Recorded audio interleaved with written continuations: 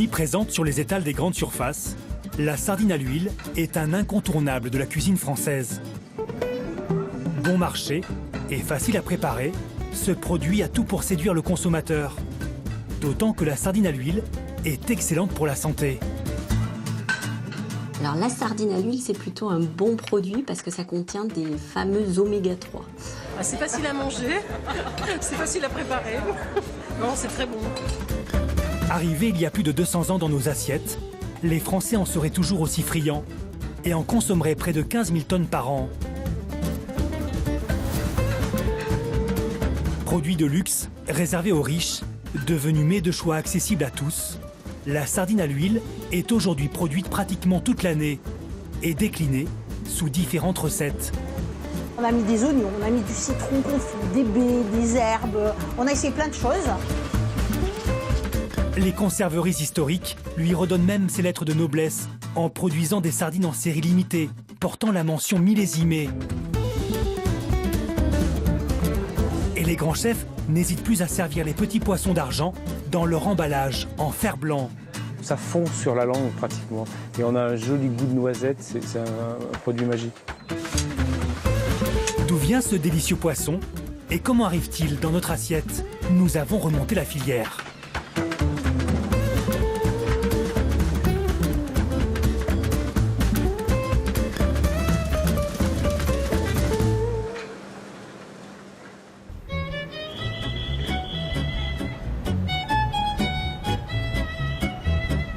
La sardine à l'huile est pour la plupart des Français considérée comme un plat populaire. Et pourtant, certains restaurateurs n'hésitent pas à l'inscrire à leur carte à des prix proches de ceux du caviar. Nous sommes dans une célèbre brasserie parisienne du 6e arrondissement. Claude Guittard, son directeur, propose à ses clients une version de luxe du poisson vif argent. Des boîtes de sardines millésimées qui se conservent et se dégustent comme un grand cru. On est sur 2011, on a des sardines 2011, hein, donc si vous voulez matcher, on match. Ici il y en a entre 5 et 6, et c'est moelleux. Alors l'huile d'olive forcément. Il y a des sardines où on est sur de l'huile d'arachide, hein, ça n'a rien à voir. Et alors avec quel vin? Ah ben alors toute la question est là. Moi je dis que... sur la sardine il y a un peu de... Mais il y a du gras. Métallique. Ouais. Alors voilà, il y a du métallique, alors on pourrait aller sur des Sancerre, des choses un peu mais qui coupent, mais il y a aussi le gras de l'huile, le gras du produit, et sur des Bourgogne, voilà, sur un chardonnay, un Pouilly-Fuissé, les deux peuvent très bien se marier. Comme pour les vins prestigieux, les boîtes de sardines font l'objet d'un étrange cérémonial.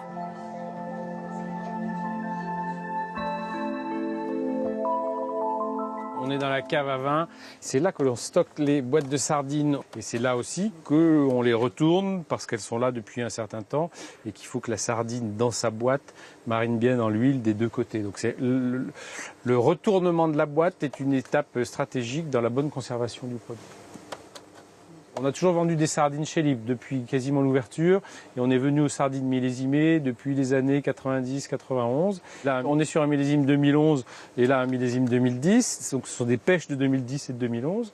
Elles ont été grillées juste après la pêche et elles ont été mises en boîte et on les conserve. On les fait vieillir un peu comme les vins qu'il y a autour là. Et c'est important.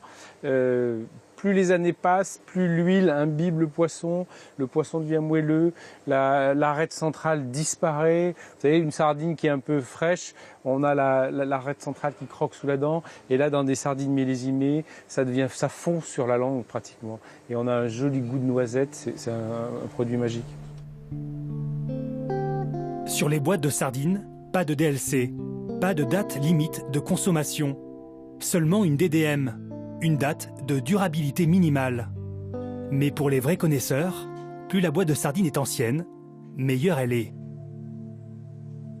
Contrairement à ce qu'on pense, une boîte de sardines, tant qu'elle n'est pas ouverte, on peut la garder. Si elle n'est pas bombée, on peut tout à fait garder. Vous voyez, là, on est sur un millésime 2005, j'ai des millésimes 2004, 2003. Et là, on arrive sur des produits qui sont carrément confits par l'huile. L'huile est devenue marron, quasiment, c'est de l'huile d'olive, hein, mais qui a pris la couleur du poisson et le poisson a pris le goût de l'huile et vice-versa. Et on est vraiment sur des produits confits qui s'émiettent dès qu'on les touche et qui ont une saveur incomparable.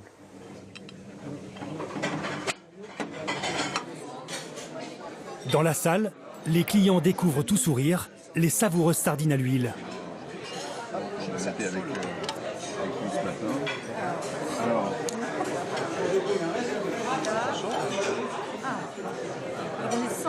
là, on les sent les arômes. Ça nous rappelle notre enfance aussi. Hein. Vous mangez tout dans la sardine à l'huile? Ah bah oui. Ah non, moi je j'aime pas le côté croquant de la Non, mais elle est complètement... Mais non, Mais on ne la sent pas, Sophie, on ne sent pas la retraite. En tout cas, la chair est moelleuse, beaucoup plus moelleuse en effet qu'une sardine classique en boîte.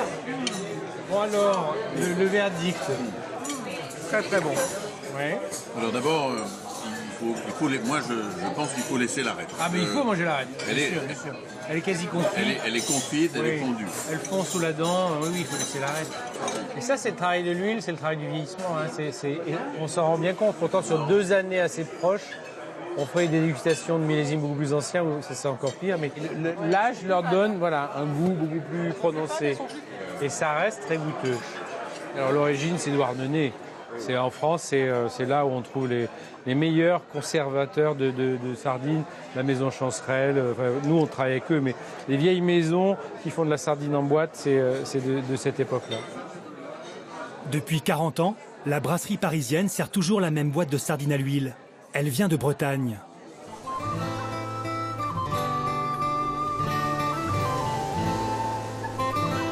À quelques encablures de la pointe du Raz, il est une terre dévolue à la mer.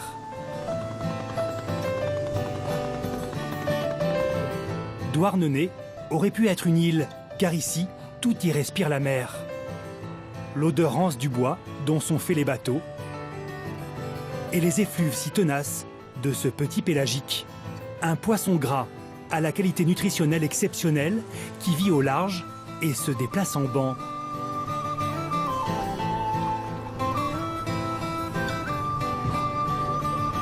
C'est à cet or bleu que Douarnenez doit sa richesse et son existence. Le port de Douarnenez où s'entassaient les bateaux sardiniers, les accouplent sur 5, 6, 7 rangs pour pouvoir débarquer. Les premiers arrivés étant évidemment les premiers à vendre leurs sardines aux diverses conserveries établies tout le long du quai. Au début du XXe siècle, Douarnenez devient même le premier port sardinier de France.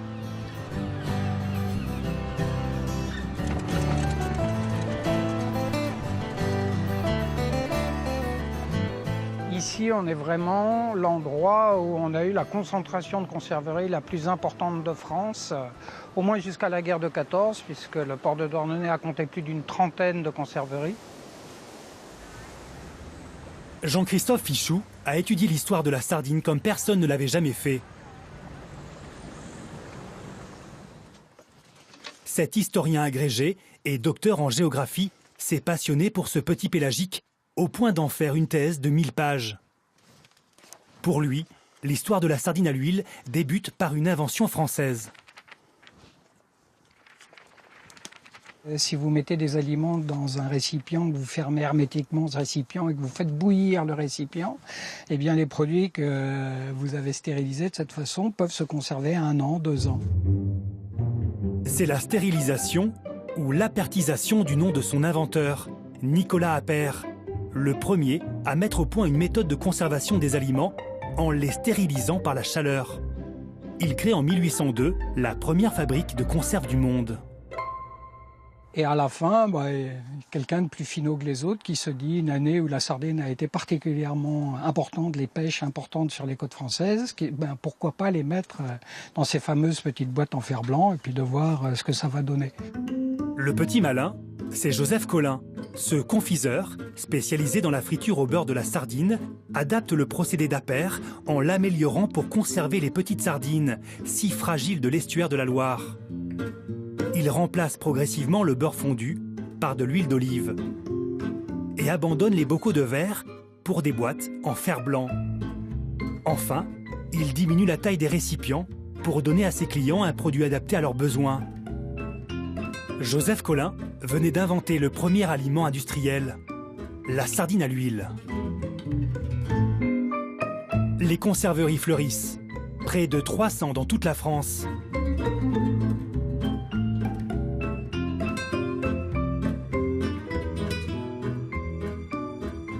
Mais à la fin de la Seconde Guerre mondiale, la production de sardines à l'huile est trop importante.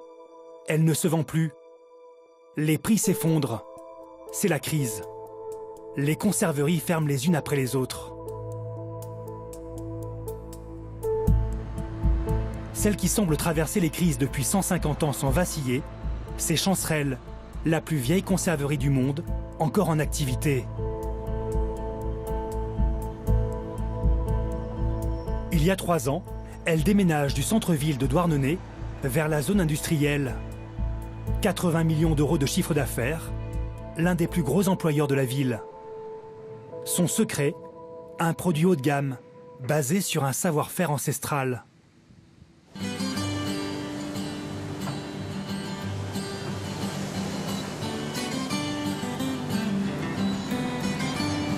L'histoire commence dans la baie de Douarnenez, quand Patrice Pétillon largue les amarres de son bolincheur.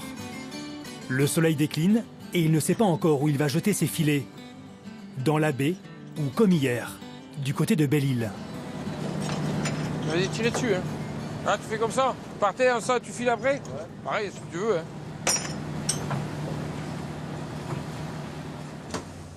Patrice s'est installé dans son siège baquet. Il ne quitte plus ses écrans des yeux. Salut Thomas. Salut. Surtout les sonars, indispensables pour trouver le poisson. Bon, bah, je vais longer, là. Je passe à un petit fond, là, pour l'instant. Ouais. Je vois pas grand-chose. J'ai vu quelques taches, mais j'ai l'impression que c'était des anchois. Mais pour moi, c'était pas la sardine. Pareil. C'est quoi la manœuvre exactement? Ben, c'est de trouver le poisson en quantité et de bien se positionner pour tourner. Là, vous l'avez trouvé ou pas? On voit quelques taches, là. Ouais, là, c'est de la sardine. Et nous, on attend le poisson. Hein. C'est le poisson, c'est lui. Hein. Lui, il migre. Hein. Donc, on n'est pas maître de notre destin. Hein. Il est là le lundi, il n'est pas là le mardi, il est de retour le mercredi. Hein. Mais là, depuis quelques années, on a du mal à trouver le poisson. On trouve moins de poissons en été. Il y a des passages de sardines, et puis ben, il faut qu'on soit là, toujours à l'affût. Ouais, c'est une traque. Hein. Ouais. Et toujours à l'affût. Hein. Patrice Pétillon pêche la sardine depuis maintenant 30 ans. C'est l'un des tout meilleurs et derniers bolincheurs de Bretagne. Une technique de pêche ancestrale où tout est réglé au millimètre.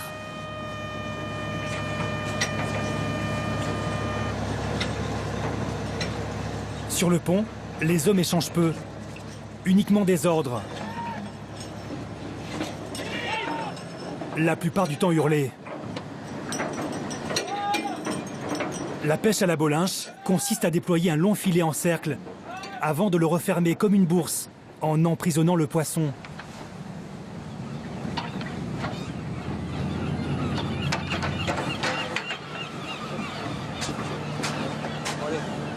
On se dépêche, c'est encore le coup du soir.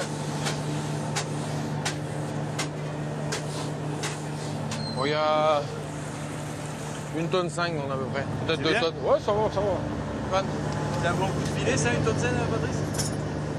Il n'y a pas de mauvais coup de filet. Tant que c'est pas nul. Mais bon, on espère toujours mieux, mais ça aurait pu être pire. Et ça, c'est quoi, là, ce que vous mettez dans l'eau, là, c'est quoi? Ben, c'est une épuisette, une grande épuisette. On appelle ça une salabarde. Et ça nous sert à ramener le poisson dans le bateau. Voilà. Ah, avec la vie, hein.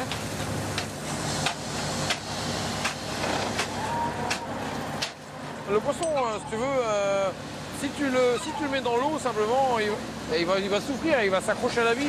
Et c'est un poisson qui va être stressé. Là, si tu veux, ben, toi, avec la glace, allez, en même pas une minute, il est mort. J'aime ce que je fais, mais j'aime pas faire, je suis pas quelqu'un qui aime faire du mal aux animaux. Donc, je suis pêcheur parce que j'aime pêcher, mais je veux pêcher du mieux que je peux, tu vois.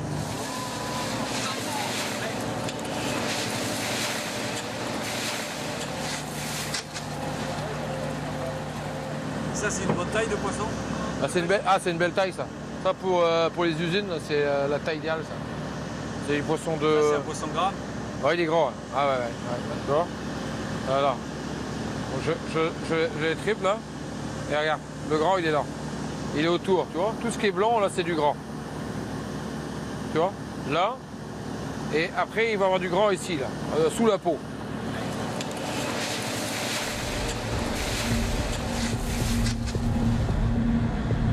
La nuit est tombée sur le Bolincheur. Le meilleur moment pour pêcher la sardine, quand elle remonte vers la surface. Patrice décide d'insister dans le nord de Belle-Île. Il n'y a pas beaucoup de sardines. Là, tu vois, tu as même une petite tache, là. Habituellement, je travaille beaucoup dans la baie à Concarneau. Et depuis 3-4 ans, le poisson ne vient plus comme avant dans la baie. Donc ça m'oblige à aller un peu plus loin. Le sonar de Patrice a repéré un banc. Dans un fracas métallique, les 350 mètres de filet sont largués. Patrice décrit un cercle pour rattraper sa balise au plus vite et fermer le filet. La sardine risque de sonder, c'est-à-dire de plonger vers le fond pour éviter le piège. Tu vois, je vais faire une demi-lune. Je vais ouvrir un bloc mon filet parce que je pense que, tu vois, comme j'ai pas bien tourné, si tu veux, maintenant j'ouvre en grand mon filet. La manœuvre a réussi. Les sardines sont prises au piège.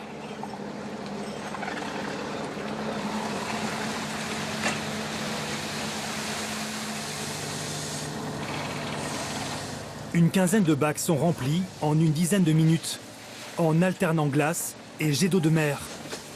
La recette pour saisir sur le vif la sardine et la garder raide fraîche jusqu'au débarquement.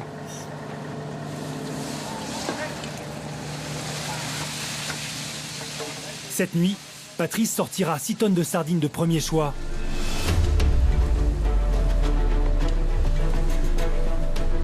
Au bout de 5 heures de mer, la flotte de Bolincheur arrive au port.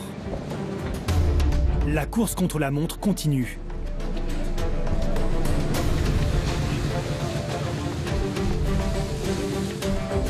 Sur le quai, les représentants des conserveries les attendent. Parmi eux, il y a Eric, 50 ans qu'il traîne ses bottes sur le quai. Il travaille pour la marque Connétable. Cette nuit, il ne veut que de la sardine label rouge.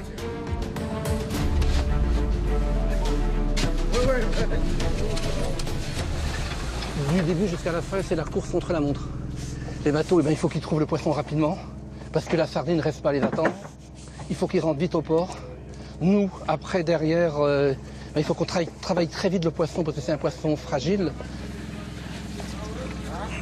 Alors, on fait tous les conteneurs comme ça, pour bien vérifier que le poisson est de bonne qualité, mais là, je dirais qu'à l'œil, on voit. Hein. La glace est froide.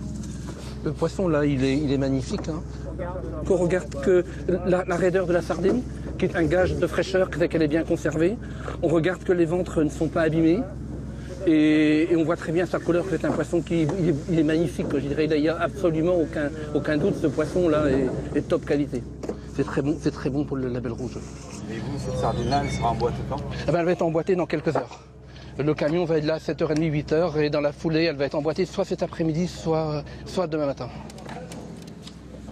Donc là, ce qu'on fait, c'est qu'on va prendre un échantillon, qu'on va peser, pour voir exactement combien de sardines il y a au kilo. On appelle ça le moule de la sardine. Le moule va déterminer le nombre de sardines par boîte. Entre 4 et 5 pour du label rouge. 10, 12, 14, 16, 18, 20, 22 au kilo. Bon, c'est la taille qui correspond au format 115 grammes. Donc ce poisson ira très facilement en sardine label rouge Connétable. À cette heure pétante, les camions frigorifiques arrivent chez Chancerelle. Bon Anthony, on va passer le label rouge. Qu'est-ce que tu as pour moi ce matin? Le Baravel fait partie de la liste, donc on est bon. Heure de coup de pêche, 1 heure, on est dans les délais. On va vérifier la température, le moule et le grade de la sardine. Le glaçage, il est parfait. Je vais prendre la température, on va faire un moule précis. Philippe, le directeur de l'usine, sait déjà qu'il va faire du label rouge. Reste à déterminer la taille des boîtes en fonction du poisson de la nuit. Parfait. David, tu prends la baille, s'il te plaît, et tu l'emmènes au saumureur. Les sardines fraîches sont immédiatement plongées dans un grand bain de saumure afin de les laver et de les écailler.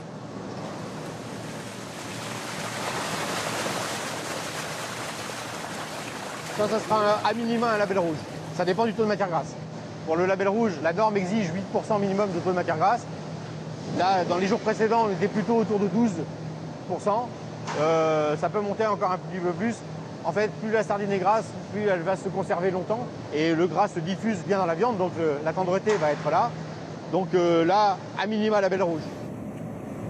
Le label rouge est un signe officiel de qualité supérieure. Aujourd'hui, seulement 500 produits français se partagent le précieux sésame. À des tests chimiques et microbiologiques s'ajoutent des tests organoleptiques, c'est-à-dire que les sardines label rouge doivent impressionner nos papilles, mais aussi nos yeux. Si le poisson est abîmé, présente différents problèmes d'écorchure ou il est déjà un peu haché par le process, on va l'écarter parce que de toute façon, ce ne sera pas un beau visuel dans la boîte. Il est carrément déclassé? Oui, complètement. C'est-à-dire que c'est un choix d'entreprise. C'est-à-dire que des poissons comme ça, même dans des produits qui ne sont pas label, ne correspondent pas à nos critères. Dans cette conserverie, 500 personnes mettent en boîte les précieux pélagiques. Des sardines travaillées à la main, comme il y a 160 ans. Essentiellement par des femmes. Elles sont au cœur de la production et représentent 70% des salariés de la conserverie. Les plus jeunes sont formés par les plus aguerris. Donc tu prends le poisson, tu coupes derrière la tête et après tu tires bien vers le haut. Voilà. En fait, il faut que tout le boyau soit retiré de la sardine. C'est difficile? Ça passe. Bon, il y a le petit boyau qui reste des fois, qui est un petit peu compliqué. Mais on prend vite la main. Nous retrouvons Philippe pour une étape importante de la fabrication de la sardine à l'huile haut de gamme. Celle de la cuisson, ou plutôt de la friture. Les sardines vont rester 4 minutes dans un bain d'huile, c'est de l'huile de tournesol. Dans la partie label rouge et premium, il a été déterminé qu'on prendrait de l'huile de tournesol de toute façon. Donc, ou de l'huile de tournesol bio pour des fabrications bio. Le reste, après, ça peut être de l'huile d'olive, ça peut être de l'huile d'arachide, mais c'est pas notre choix. Un des critères importants de la cuisson, pour voir si les sardines sont bien cuites, voilà, c'est qu'il ne doit pas rester de rouge autour de l'arête. Donc vous voyez, là on le voit bien, le produit est bien cuit. Et d'ailleurs, pour bien vérifier que le poisson est bien cuit, on le goûte. Les sardines sont ensuite mises en boîte. Nappées d'huile, serties et envoyées au stérilisateur. 1 heure à 100 degrés, de quoi tuer tout ce qui est encore vivant. Et ça, vous en produisez combien des sardines label rouge comme celle-ci? À peu près 6 millions par an. Pour le label rouge, on va la garder 4 mois avant de la commercialiser. Avant la commercialiser. Donc ça fait partie de la norme, mais on va les garder pour que tous les éléments se marient bien entre eux à l'intérieur de la boîte, dans le stockage.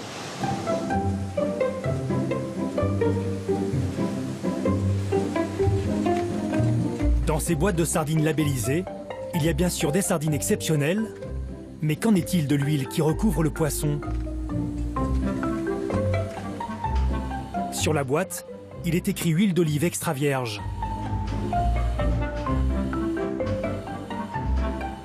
Dans cette entreprise, une citerne d'huile d'olive, soit 17 000 litres par semaine, est consommée. Mais est-elle toujours extra? Et quelles sont les différences entre les huiles d'olive françaises, espagnoles, italiennes ou marocaines? Pour le savoir, nous nous rendons du côté d'Avignon, à l'AFIDOL, la Fédération française de l'olive. C'est une belle boîte. Voilà, à comparer. À comparer. Olivier Nalès, le président, nous reçoit. Il est accompagné de Christian Pinatel, directeur du centre technique. Ingénieur de formation, il est l'un des 3 chefs de jury français qui jugent les qualités d'une huile. Nous sommes venus avec différentes boîtes de sardines. Des produits haut de gamme, d'autres issus de la grande distribution et certaines produites à l'étranger. C'est la première fois que tous les deux vont goûter l'huile d'olive qui recouvre les sardines. Allez, on va goûter. Bah, déjà, la sentir. Là. C'est assez doux, c'est peu agressif, c'est... Ouais, en termes de...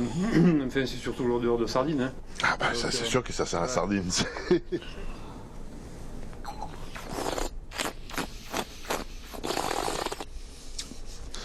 Là, alors, l'huile, elle n'existe plus du tout dans celle-là. Hein. La sardine a tué totalement l'huile. Ben, là, ce qu'on pourrait craindre, c'est la présence d'un défaut, par exemple, de rance. Parce que l'huile d'olive, quand ça vieillit, ça rancit. Voilà. Et là, bon, on ne sent pas de défaut de rance.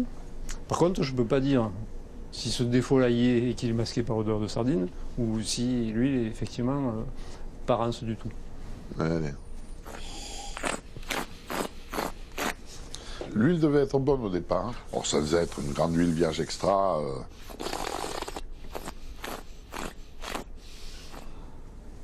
Alors, on sait tous que c'est... Le premier producteur au monde, c'est l'Espagne. Donc, il y a 9 chances sur 10 pour que ce soit des huiles espagnoles dans les 4 cas. Et probablement des huiles d'olive vierge extra, comme on dit, sans défaut, sans qualité. C'est-à-dire qu'on n'est pas dans la notion de... C'est sûr qu'ils ne vont pas acheter les meilleures huiles, mais à partir du moment où ils marquent bien dans la composition, voire en gros sur la boîte, mais huile d'olive vierge extra, ils doivent démontrer qu'ils ont mis au départ et qu'ils ont les certificats comme quoi cette huile était vierge extra quand elle est rentrée. L'huile d'olive est le seul produit alimentaire au monde à être soumis à une réglementation spécifique qui prend en compte les caractères chimiques, mais aussi organoleptiques de l'huile d'olive, c'est-à-dire son goût. On ne peut pas vraiment vérifier s'il s'agit de l'huile d'olive vierge extra ou d'huile d'olive vierge, car en fait les paramètres organoleptiques ont été modifiés par la promiscuité avec les sardines. Pour moi, ça serait vraiment une très mauvaise idée pour le fabricant de sardines de marquer huile d'olive vierge extra et de mettre autre chose dans la boîte. Parce qu'en fait, compte tenu des différences de prix qui existent et du risque encouru par le fait de mettre une huile d'autre chose, ce ne serait pas du tout rentable. Je pense que si on veut faire des conserves de bonne qualité, on ne peut pas vraiment faire autrement que de mettre de l'huile d'olive vierge extra. En revanche, on est sûr que c'est de l'huile d'olive. Ça, je ne peux pas l'affirmer au goût. Là, il faudrait qu'on fasse quelques analyses chimiques pour vérifier. Les tests chimiques montreront que toutes les boîtes de sardines que nous avons testées contenaient de l'huile d'olive vierge extra. La sardine et l'huile d'olive, c'est en quelque sorte le mariage du siècle. Une rencontre foudroyante entre deux saveurs qui s'épousent parfaitement.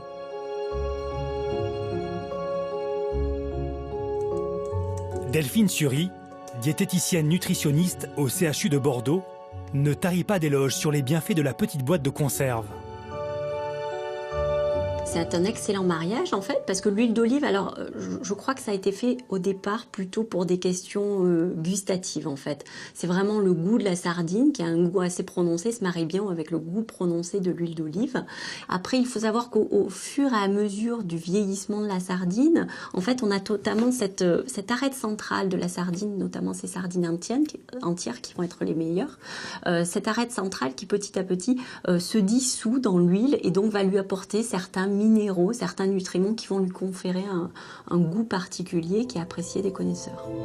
La sardine à l'huile, c'est en quelque sorte l'allié santé dans le placard de la ménagère. Riche en protéines, en lipides, en minéraux, en zinc, en sélénium, en fer, en phosphate. Elle est préconisée dans le traitement de nombreuses affections. Dans la sardine à l'huile, il faut savoir que le calcium est concentré par rapport à la sardine fraîche et on va se retrouver avec l'équivalent de plus d'un demi-litre de lait en teneur en calcium. Ça va être intéressant pour le proposer aux patients lorsqu'ils consomment plus de lait et qu'ils ont quand même besoin de satisfaire les besoins en calcium, notamment pour prévenir de l'ostéoporose et des problèmes osseux. On va trouver aussi des lipides. Parmi ces lipides, en fait, les lipides sont divisés en acides gras.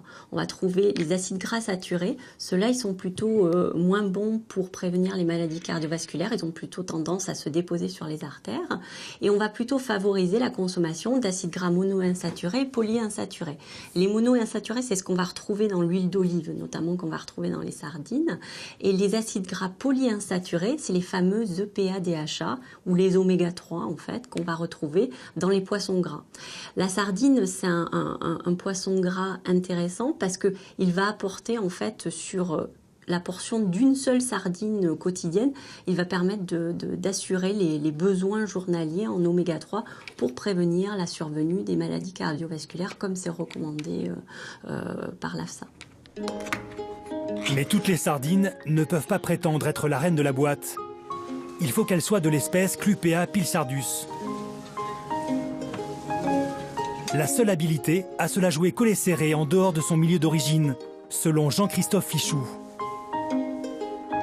Sur toutes les mers du globe, on trouve des poissons qui ressemblent de près ou de loin à notre sardine bretonne ou vendéenne, mais qui n'en sont pas.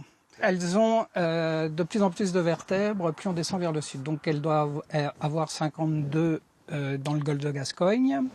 Elles doivent avoir 53 au large du Portugal. Elles doivent avoir 54, autant que ma mémoire soit bonne, elles doivent avoir 54 au Maroc. Et donc, de fait, ce n'est plus le même poisson? Ce n'est plus le même poisson. La FAO a tranché à la fin des années 90 en décidant que tous les petits poissons mis dans des boîtes avec de l'huile pouvaient bénéficier de l'appellation sardine.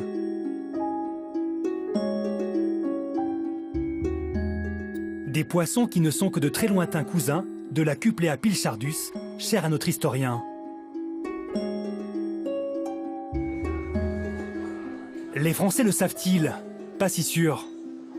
Eux qui consomment seulement 12% de boîtes premium, dont le prix est supérieur ou égal à 2,80 €, soit près de 30 € du kilo, mais dans lesquels ils sont certains de retrouver de vraies sardines bretonnes ou vendéennes. Le gros de la consommation française provient de marques distributeurs ou d'entrée de gamme, fabriquées hors de France, au Maroc pour la plupart, entre 50 centimes et 1 € la boîte. Le Maroc est le premier producteur et le premier exportateur mondial de boîtes de sardines. Chaque année, 850 000 tonnes sortent des conserveries marocaines et 126 000 tonnes partent à l'étranger.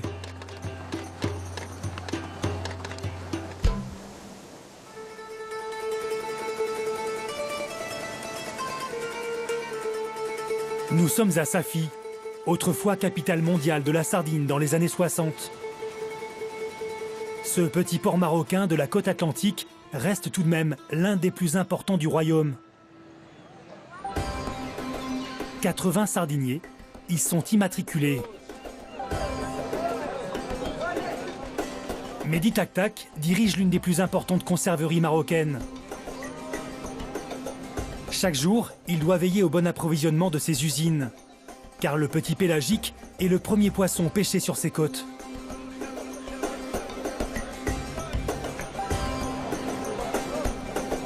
Nous, il nous arrive d'acheter des petites sardines de Safi, mais de manière très ponctuelle, soit quand il y a de la pénurie de sardines dans les autres régions et qu'on a besoin d'approvisionner nos usines en sardines, soit quand il y a une spécificité d'un client qui a besoin d'une sardine plutôt de petite taille, et auquel cas on les achète ici, mais ça doit représenter moins que 2% de nos approvisionnements annuels.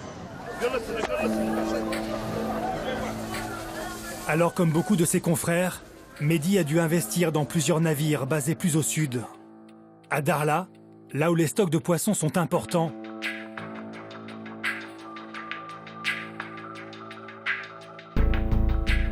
ce sont des seineurs et des RSW, de véritables usines embarquées, capables de réfrigérer le poisson avec de l'eau de mer.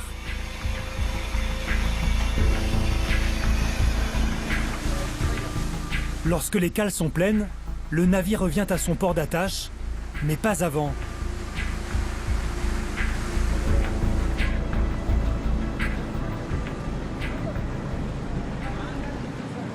C'est des bateaux qui ramènent entre 200 et 250 tonnes de poissons par marée. Et vous avez des bateaux là-bas? Alors nous, on a 2 bateaux. Un qui s'appelle Mansour et un qui s'appelle Saadi, et qui, eux, ont l'autorisation de pêcher un peu plus de 30 000 tonnes de poissons par an. Il faut savoir que nous, l'usine, quand elle tourne, on consomme entre 60 et 100 tonnes de sardines par usine et par jour. Une fois débarqués à Darla, les sardines mettront entre 24 et 30 heures pour rejoindre les conserveries de Safi, par camion. 1500 km à travers le désert marocain.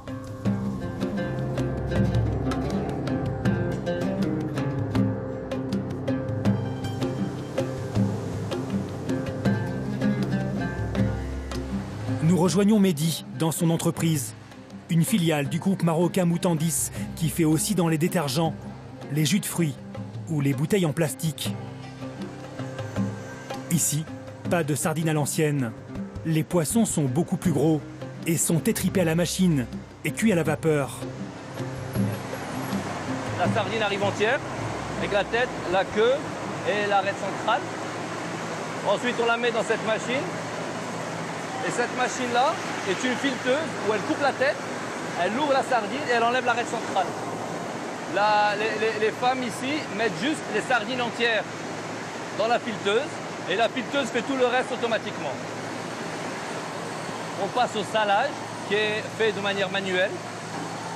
Donc une fois que les sardines sont salées, elles passent dans ce four pour la cuisson. On cuit tous nos produits à la vapeur. Vous ne les grillez pas à l'huile? Non, on ne les grille pas à l'huile, etc. C'est un mode de cuisson qui existe, mais pas chez nous et très peu dans la profession. Donc, après la cuisson, il va être plus facile de décoller la peau de la chair de la sardine et ça va être fait manuellement par ces dames qui sont là.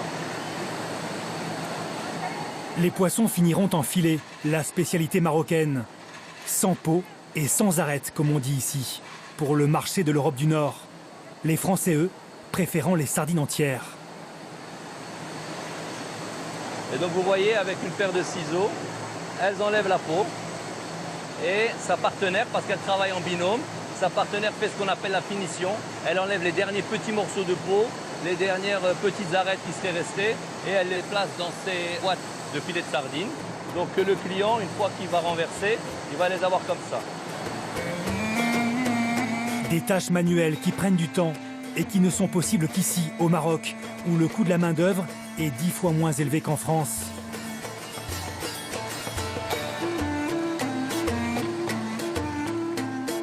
Plus de 50% de la production de cette conserverie sont exportées partout dans le monde.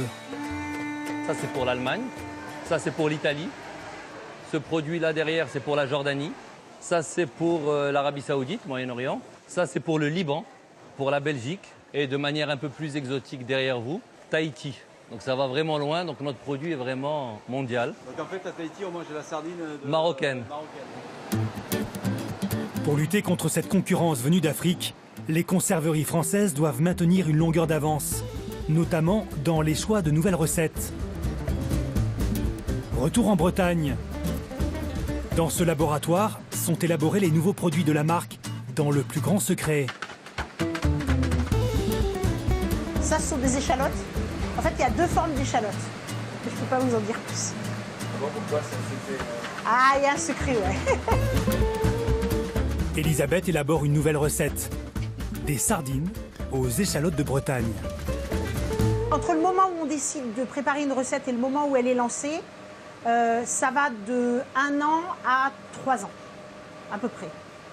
Sur la sardine aux échalotes, on a commencé par faire 70 recettes de tout.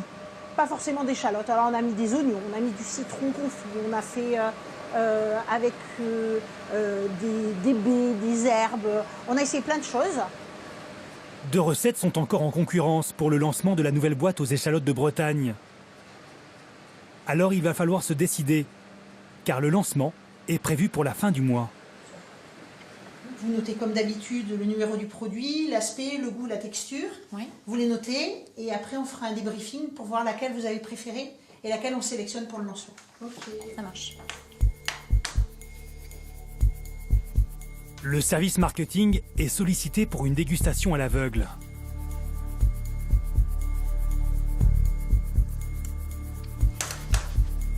Donc, je voudrais connaître votre appréciation, enfin vos commentaires sur le Z122. La taille des sardines était homogène, que c'était généreux en échalotes. Au niveau du goût, j'ai trouvé aussi que c'était plus satisfaisant. On avait un goût vraiment cuisiné. Je trouvais la recette plus cuisinée, plus gourmande, du fait des échalotes plus sucrées. Eh bien, écoutez, moi aussi, j'ai trouvé que la 122, elle était plus ronde, plus la texture du mélange d'échalotes, je l'ai trouvée beaucoup plus lisse, beaucoup plus ronde. Voilà. Eh bien, c'est donc la 122 qui est adoptée à l'unanimité. Voilà. Dans quelques jours, la nouvelle boîte de sardines aux échalotes viendra grossir les linéaires des grandes surfaces déjà bien remplies. Des sardines à l'ancienne, en filet, des labels rouges, des sardines à la sauce tomate, au tournesol. Il y en a pour tous les goûts et de toutes les couleurs. Mais sur les rayons, quelques-unes sortent du lot. Encore plus chères que les labels rouges, elles se distinguent par un emballage spécifique. Ce sont les sardines millésimées. La date indiquée sur l'emballage correspond à la mise en boîte. Contrairement aux sardines à l'ancienne ou au label rouge dont la production est réglementée par un cahier des charges, elle ne fait l'objet d'aucune législation. Alors, simple opération marketing. La millésimée dans la sardine, c'est pas tout à fait comme le vin. En fait, le millésime garantit une année de fabrication, ainsi que du poisson frais, un taux de matière grasse qui est également défini, qui est un petit peu supérieur à celui de la sardine à l'ancienne, et un emboîtage au blanc. Quand vous ouvrez la boîte, le ventre du poisson, qui est plus clair, apparaît à l'ouverture. Sinon, on emboîte au bleu, et là, c'est le dos du poisson qui est apparent. Et puis ce produit, il est gardé pendant 1 an chez nous. Et une Ils se font sardine plaisir. comme ça, justement millésimée, ça coûte combien? Je sais pas. Combien la millésimée? Je pense qu'on est à 2,20 € aussi. 2,20 €. C'est au même prix qu'une label rouge? Oui, à peu près. 2,49 €. En fait, une boîte de sardines millésimées coûte plus de 10% plus cher qu'une label rouge, sans l'assurance d'une qualité comparable. C'est Connétable qui est à l'origine de ce principe de millésime avec la sardine d'argent. Le cru est préparé et mis en boîte pour un tirage limité à 40 000 exemplaires.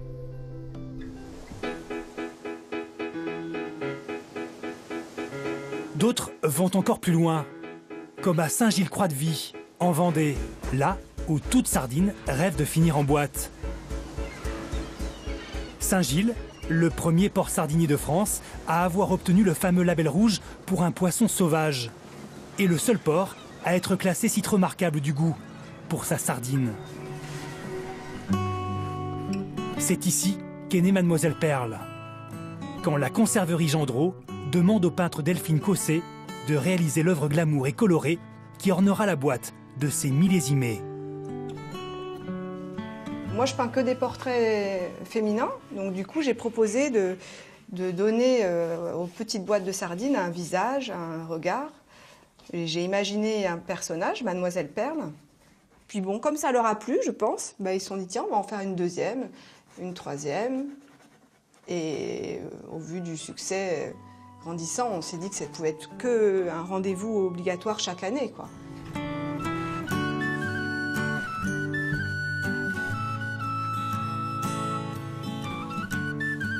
Moi, je peins quand même sur une vraie toile. Je fais mon métier comme je sais le faire. Bien sûr, il faut que ça évoque les poissons, même s'ils sont imaginaires. Il faut que ça évoque la mer.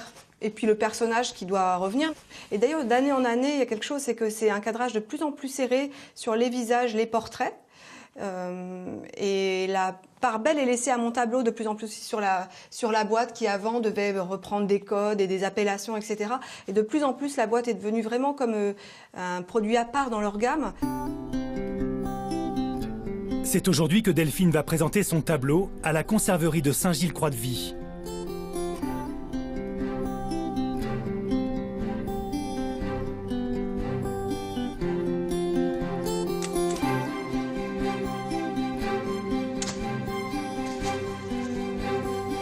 Bonjour François. Comment vas-tu? Ça va bien. Et toi? Ça va?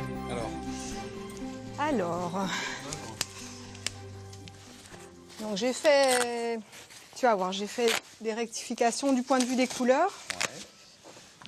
Ouais. Tu vas voir, il y a des couleurs qui ont évolué dans le kimono. Ah oui, d'accord. Donc bon, j'ai quand même gardé l'idée qu'elle porte un kimono parce qu'on voulait évoquer le côté japonais de leur voyage autour du monde. Donc ça, j'ai gardé. Et dans les couleurs, tu vois, comme si tu trouvais que le rose était trop présent, je l'ai atténué pour quelque chose de plus aquatique, donc plus bleuté. Et les sardines, je les ai aussi modifiées. Je leur ai mis vraiment j'avais envie qu'elles s'assortissent au personnage, puis qu'elles endossent aussi un petit costume inspiré des kimonos. Donc mes sardines imaginaires, cette année, je me suis permis de les faire plus courbées et plus avec des sortes de nageoires imaginaires légèrement japonisantes. Ouais, ça va être une très belle boîte, une super, très belle édition. Je suis contente que ça te convienne. On dit toujours dans l'entreprise, quand la sardine devient un art, donc on a poussé le savoir-faire, que ce soit des pêcheurs, des personnes qui travaillent en usine pour préparer délicatement les produits, jusqu'à évoquer, je dirais, cette qualité de produit, aussi en le poussant sur l'art, grâce entre autres à Delphine, qui travaille avec nous depuis plusieurs années, et qui met vraiment la sardine millésimée, la perle des dieux, en haut de l'affiche. Allez, on va l'accrocher. Le millésime 2017 va rejoindre ceux des années précédentes. « 13 années que Mademoiselle Perle parcourt le monde sur des boîtes de sardines. À Paris, comme partout en France, un vent nouveau souffle sur la sardine à l'huile, au point de rendre la boîte en fer blanc furieusement tendance. Le petit beurre salé qui va bien. Fini le temps où Dame Sardine se contentait de servir de bouée de sauvetage le dimanche soir. Elle se doit maintenant de séduire les papilles, parée de ses plus beaux atours. Elles sont extrêmement fondantes, extrêmement moelleuses. Mais là où c'est très bien, c'est qu'on a vraiment le goût de poisson. C'est comme quand tu fais ta conserve toi-même, quoi, clairement. C'est vraiment super bon, quoi. Allez, une petite dernière, piment d'Espelette. La boîte de sardines est ainsi devenue un objet en vogue, incontournable des apéros branchés. Mieux, un objet déco, hissé au rang d'œuvre d'art pour clupéidophiles avertis. Plutôt que de les consommer, certains ont même choisi de les collectionner. Une seule adresse, Pen Sardine, rue Le Breton à Douarnenez. Ça ne s'invente pas. Ici, les vedettes, ce sont les boîtes de sardines millésimées que les collectionneurs s'arrachent parfois à plus de 15 € l'unité. Une clientèle qui va acheter avant tout un joli décor ou une série limitée.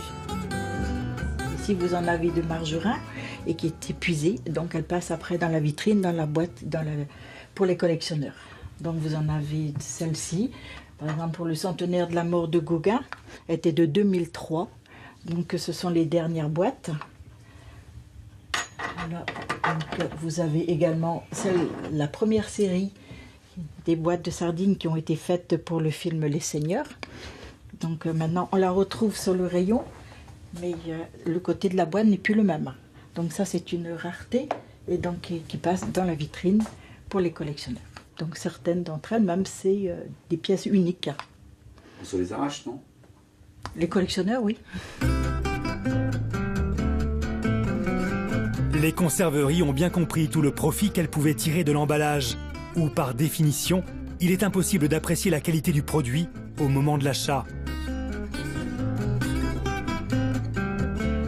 Dans l'Iliade et l'Odyssée, Homère écrit que les dieux se nourrissaient d'ambroisie et de sardines. Alors, serait-elle divine ?